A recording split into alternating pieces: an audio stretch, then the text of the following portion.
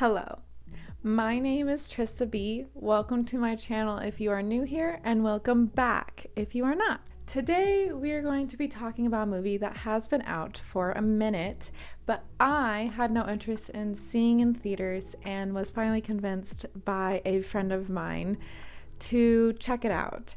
And today we're going to be talking about The Ballad of Songbirds and Snakes. Seeing as it has been a while since this movie has come out, and I'm sure the majority of you have seen it, and also just for my own personal reasons, which you will understand here in just a little bit, I am not going to be going into a plot analysis. Instead, I just have some thoughts and opinions, and I'm just going to share those. I have not read the book, so I don't know. I know a little bit about what happens in the book, but I don't know everything that happens in the book because I haven't read it. This is purely just going to be about the movie, and also if this is one of your favorite movies of all time, or if this is just a movie that you really enjoy or whatever, this is not going to be the video for you because I did not like this movie. So if you are defensive about this film, you don't have to watch this, and I know this is a very unpopular opinion, but well.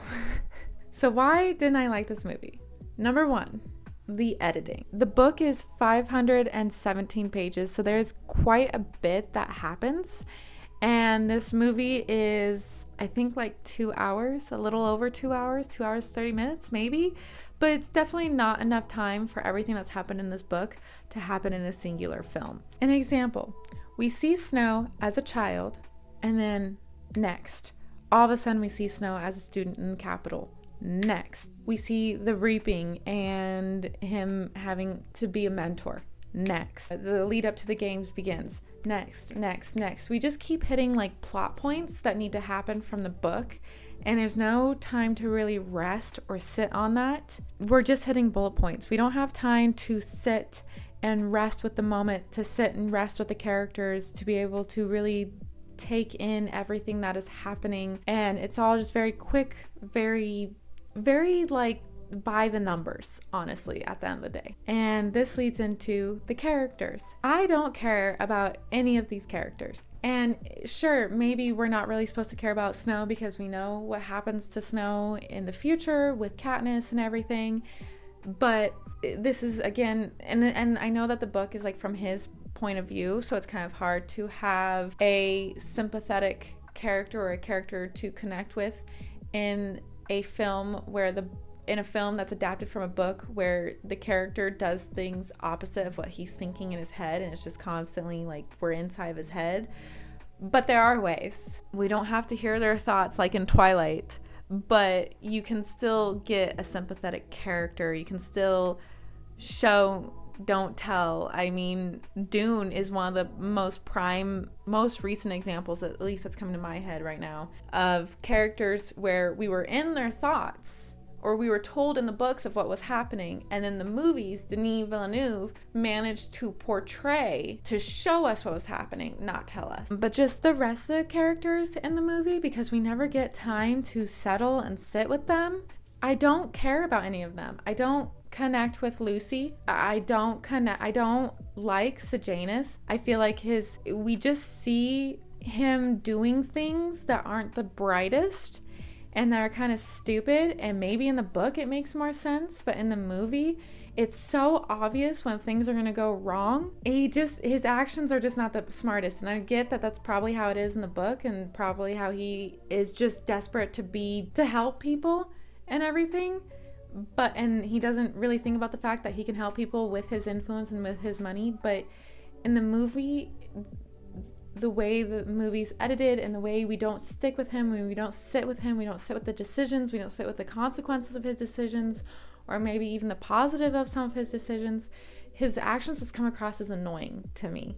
Jessup is the only other tribute whose name I personally remember. I don't remember any of the others. I know like there's that one little girl that everyone bonded with. Again, Jessup was the only one, and it's just because he was from the same district as Lucy Gray. But again, we didn't sit with him. We didn't really get to bond with him. We didn't really get to know him. And I understand that in the first Hunger Games movie, we didn't really know any of the other tributes. I may not remember their names, but I remember what they look like. I don't even remember what half the characters look like after seeing that film. I don't remember how they die. I don't remember anything like entirely noticeable about them. And I understand that this is when the Hunger Games it's not the same kind of Hunger Games as what we see in the future, where it's a big show and they're trying to get people to connect and bond with these tributes. But for a film's point of view, it still just wasn't to show as much as they did inside the arena, which I know they don't in the books because there's not as many cameras in the books, to show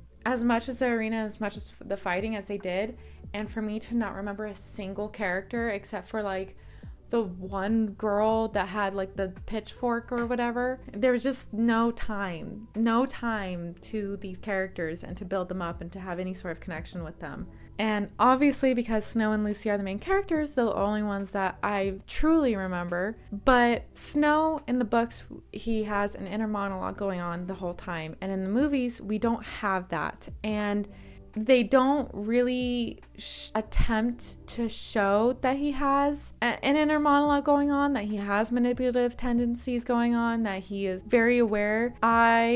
He's supposed to be someone that notices every detail, but you just see him oftentimes just staring out and about. The camera should have been communicating what he was noticing. The camera should have had Snow looking, and then we see him like he notices a little object, or he notices something else, or he notices a detail on someone, something. Like the camera should have been doing the inner monologue for him. We didn't have to have him talking over, but the camera could have been his brain working it all out. Lucy was fine. She wasn't spectacular to me. She seemed like a smart girl who was pretty aware of what was going on around her, and putting on a performance was like the only way people were going to remember her. And using her artistic creative mindset, she was able to make statements, but that was kind of about it. I really enjoyed the actor who played Snow. I thought he was pretty spectacular in his role. Rachel Zegler did a pretty decent job. I still didn't enjoy the character, but she did a good job with what she was given. Viola Davis was bomb.com. She was so brilliant. I wanted to see her in more fun roles like this. Like, I know she's played the antagonist a few times, but she's so freaking talented that she just deserves more roles where she can fully express and play like she did with this one, and I would just love to see her in a better film. Peter Dinklage, as per usual, was wonderful. I would have liked to, again, spend more time with him and his character to understand a little bit more, but that's just not what we got. At the end of the day, this would have been a great miniseries. Someone was saying, like, as far as, I think there was an interview with the director where he mentioned that he regretted splitting Mockingjay into 2 parts, and that's why he didn't split this movie into 2 parts. I don't think this would have been a good movie in 2 parts. I don't think it was a good singular movie, but definitely would have been good in 2 parts. It's the kind of film that needed to be a limited series. It's the kind of story that needs to be a limited series.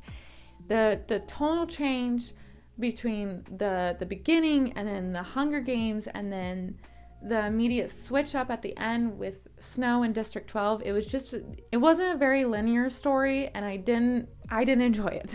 Viola Davis, Tom Blythe, Rachel Zegler, and Peter Dinklage could have definitely really been great powerhouses in a miniseries where they could have fully fleshed out their characters.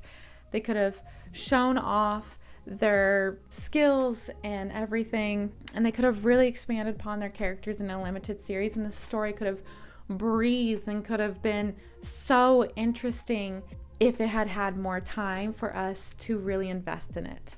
We didn't need another addition into the Hunger Games franchise, especially a story where every single thing about these games is erased. None of these details are ever brought up later on. Viola Davis's character, I don't believe, is ever brought up later on. She could be, I don't know. Peter Dinklage's character, definitely don't remember his character later on. Snow, yeah, cool, but he's an entirely different person. Not entirely different, but just a lot more suited into himself, and I don't feel like this movie really gave us any more insight than we needed. And obviously Lucy Gray's erased from history. So it's just, to me, it was kind of just a pointless story. There was no need for it at all, because none of it matters for later on. Like, yes, it's a turning point for the Hunger Games leading on into the future and everything, but I would have much rather, instead of bouncing between Lucy and Snow and all of these things, just focus on Snow, just focus on his POV. And if we're going to add all this, if we're going to add the extra time in the arena and all of that to make it cooler or whatever, then it should have been a limited series. Don't even get me started. I don't understand. Maybe someone in the comments can explain to me why. I read somewhere that the Coveys have a southern accent because they were travelers and like the rebellion just ended, and so like that was they're from a different place or something, and that's why the Coveys had an accent. But if I remember correctly, a lot of people in District 12 had a southern accent, and I just don't get how in 60 years that accent is entirely gone. There's not one single person in Hunger Games in the future that has an accent. Maybe it's explained in the books, and maybe I just don't know. Anyways, let me know your thoughts and opinions in the comments. I'm so sorry if I was a little bit harsh on this movie. I just didn't enjoy it. Whoops. But please let me know in the comments what your thoughts and opinions are. If you saw this movie and you enjoyed it, if you didn't enjoy it, what didn't you enjoy about it? If you did, what did you enjoy about it? I would love to hear your thoughts and opinions and have some discussion down in the comments below. If you like this video, please leave a like, and if you want to see more videos like it, please subscribe. There are some other videos on this channel for you to look at. Until next time, bye!